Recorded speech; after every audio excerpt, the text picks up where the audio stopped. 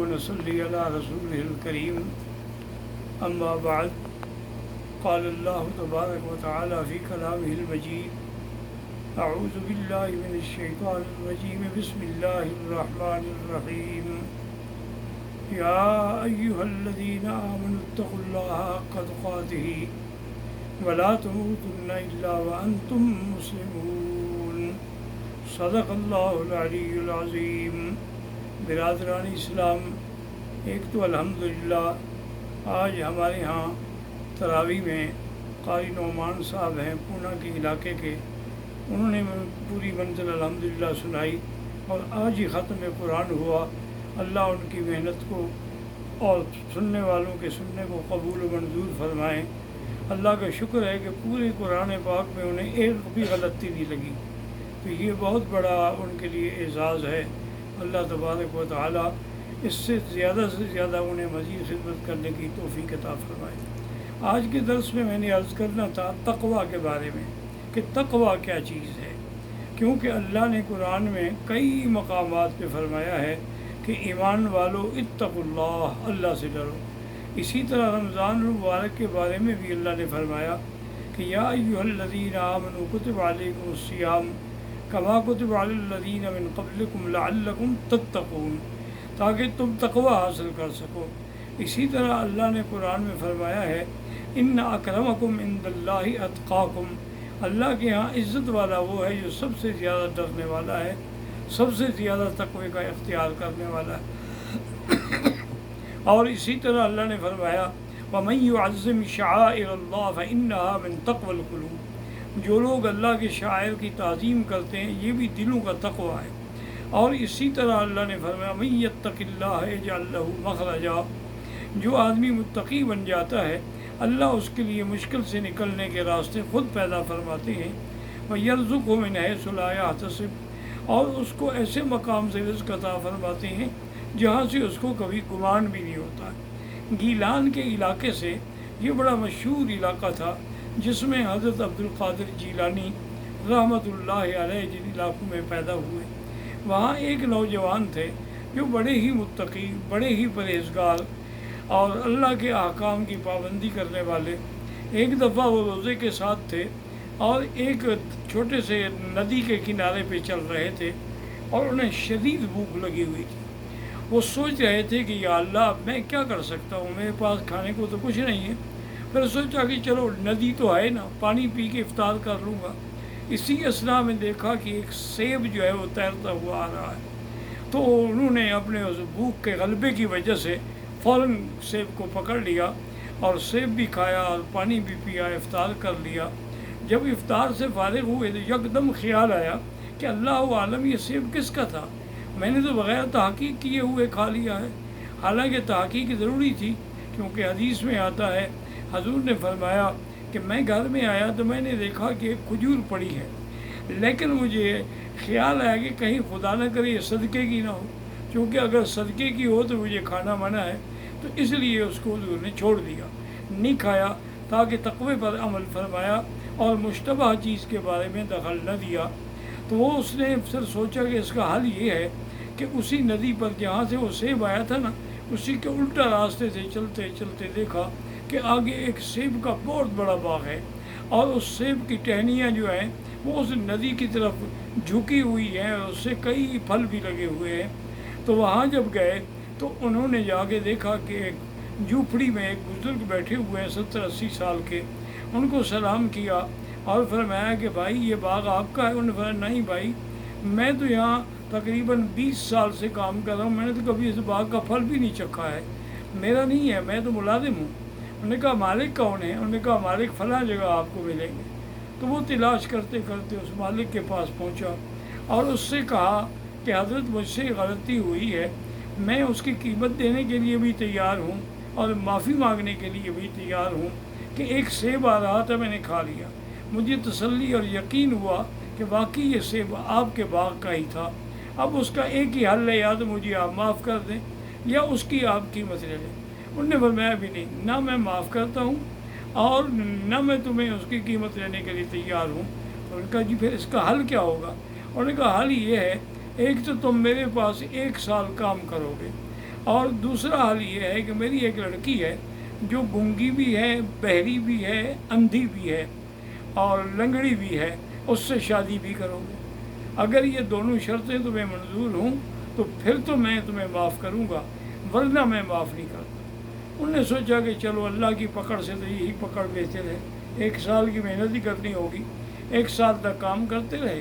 1 سال کے بعد انہوں نے شادی کر دی، شریعت کے مطابق نکاح کر دیا، اور نکاح کرنے کے بعد اس کو لے کے آیا اور فرمایا کہ بھئی یہ جو مکان ہے نا، یہ میں نے اسی لڑکی کے نام پر رکھا ہوا تھا، اب یہ اس کا ہے اور اسی میں وہ تمہاری ہونے والی دلہن جو ہے وہ کمرے میں موجود ہے، اب آپ اس مکان میں جا سکتے ہیں۔ وہ کہتے ہیں کہ میں جب اندر آیا اور میں نے اس کمرے خاص میں جو سجایا گیا تھا اس میں نظر رکھی تو وہاں تو ایک چاند سے بھی زیادہ خوبصورت لڑکی بیٹھی ہوئی تھی۔ میں ڈر گیا، میں ڈر کے فوراً پیچھے بھاگا۔ میں نے کہا یہ تو میں غلطی سے آ گیا ہوں، یہ پتہ نہیں یہ اور کوئی لڑکی ہے۔ تو میں باہر جب آیا تو مالک کے مکان سے ملا کہ حضرت آپ نے میرے ساتھ کیوں دھوکہ کیا ہے، اندر تو کوئی اور بڑی خوبصورت لڑکی بیٹھی۔ انہوں نے کہا اللہ کے بندے یہی وہ لڑکی ہے جس سے تیرا نکاح ہوا ہے۔ میں نے کہا تھا وہ اندھی ہے کہ اس نے آج تک غیر محرم پہ نظر نہیں ڈالی، میں نے تمہیں کہا تھا کہ وہ گونگی ہے، آج تک اس نے غیر محرم سے بات نہیں کی، میں نے کہا کہ وہ بہری ہے تو آج تک اس نے شریعت کے خلاف کوئی بات سنی نہیں ہے، میں نے کہا تھا کہ وہ لنگڑی ہے تو اپنے گھر سے باہر چل کے وہ کہیں نہیں گئی، میں اس لیے میں نے کہا تھا، ورنہ حقیقت یہی میری لڑکی ہے۔ تو اللہ تبارک و تعالیٰ نے اس کو تقوی اختیار کرنے پر، یعنی ایک سیب کا تقوی اختیار کرنے پر کتنے بڑے انعام سے نواز دیا۔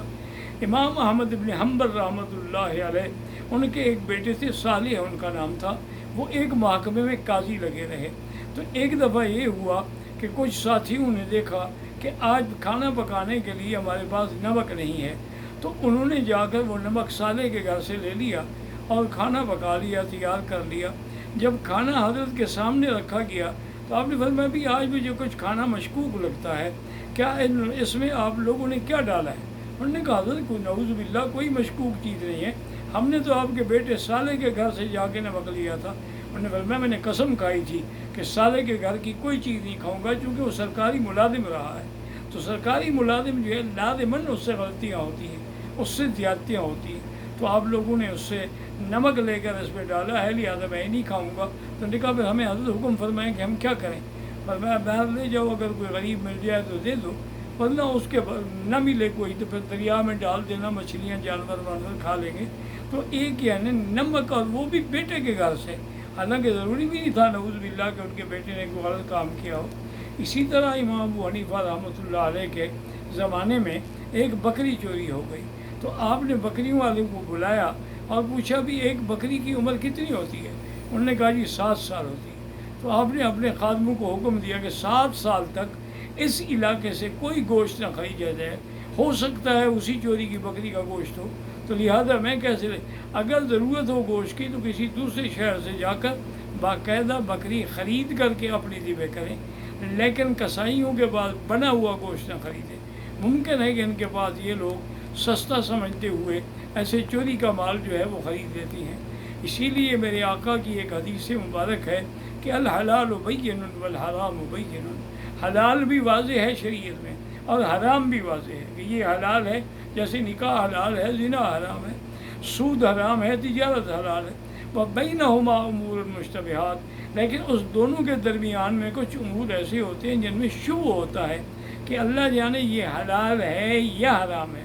تو آپ نے فرمایا جو آدمی شبہات سے بچ جاتا ہے تو اللہ تبارک و تعالیٰ اس کو پھر حرام سے بھی بچا دیتے ہیں، اور اگر وہ شبہات میں وہ پڑ جاتا ہے تو کبھی نہ کبھی غلطی سے وہ حرام کے حدود بھی چھین بیٹھتا ہے۔ تو اس لیے شریعت کے جو احکام ہیں یاد رکھیں، اس میں بعض احکام ہیں جن پہ ہم نے عمل کرنا ہے، اس کو کہتے ہیں اطاعت، اور بعض اعمال ہیں جن کو ہم نے نہیں کرنا ہے، اس کو کہتے ہیں تقوی۔ تقوی بغیر اطاعت کے حاصل نہیں ہوتا، اور اطاعت جو ہے وہ بغیر تقوی کے حاصل نہیں ہو سکتی۔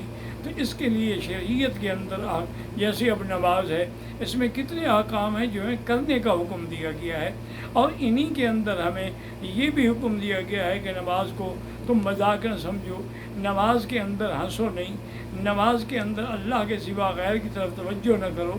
تو تقوی کا معنی ہی یہی ہوتا ہے کہ جن چیزوں سے روکا جائے اس سے آدمی احتیاط کرے، تب وہ صحیح معنوں میں قابل بنتا ہے۔ اس لیے اللہ پاک فرماتے ہیں کہ میرے ہاں تو عزت والا وہ نہیں جو دولت مند زیادہ ہو، پیسے والا زیادہ ہو، بلکہ وہ ہے جو سب سے زیادہ اللہ سے ڈرنے والا ہے۔ اور اللہ کا ڈر کیسے پیدا ہوتا ہے؟ وہ اطاعت خدا سے اور اطاعت محمد مصطفیٰ سے صلی اللہ علیہ وسلم۔ اس کے بعد پھر آدمی کو وہ تقوی کا مقام ملتا ہے۔ اور جو آدمی تقوی اختیار کر لیتا ہے، اللہ فرماتے ہیں اس کے لیے میں ہر مشکل میں آسانی پیدا کر دیتا ہوں۔ وَمَن يَتَّقِ اللَّهَ يَجْعَل لَّهُ مِنْ أَمْرِهِ يُسْرًا۔ اسی طرح دوسرے مقام پہ قرآن پاک نے فرمایا فَأَمَّا مَنْ أَعْطَى وَاتَّقَى۔ یہ سیدنا ابی بکر رضی اللہ تعالیٰ کی شان میں ہے کہ جس نے صدقہ بھی دیا اور اللہ سے بھی ڈرا، اس کے بعد یہ ہم اس کے لیے مشکل سے مشکل معاملات کو بھی آسان کر دیتے ہیں۔ تو تقوی ایک ایسی اہم چیز ہے، اس لیے حکم ہے کہ انسان ہر حال میں ہر وقت یہی سوچتا رہے کہ کہیں مجھ سے یہ گناہ کا کام نہ ہو جائے۔